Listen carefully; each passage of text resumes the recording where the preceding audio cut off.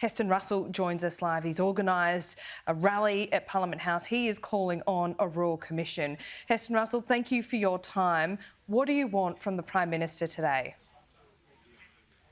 G'day, Laura.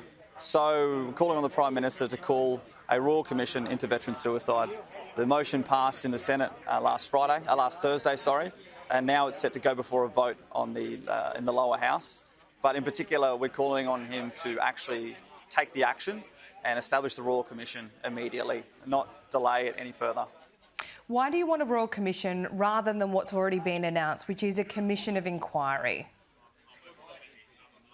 Yeah, so this is the good questions being asked by everyone.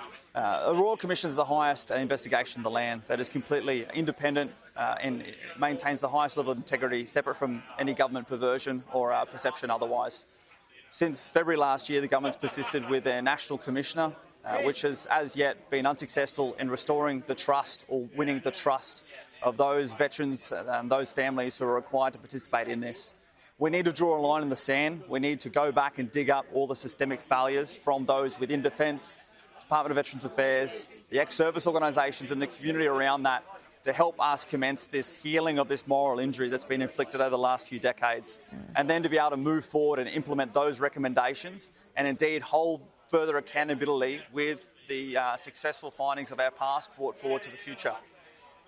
The Prime Minister has indicated that he does want to get the best thing done here. He's told Ben Fordham that motion won't be opposed in the House of Representatives today, and he'll continue to talk with veterans and the community. What do you want to say to him?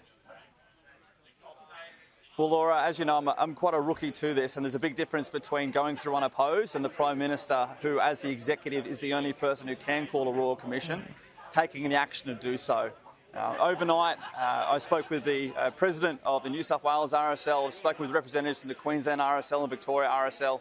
The entire community is out there supporting the call for a Royal Commission here and now, and the key word there is now, not in 6 months, not in 5 months. There is obviously going to be an initial period to make sure that there is the appropriate people appointed.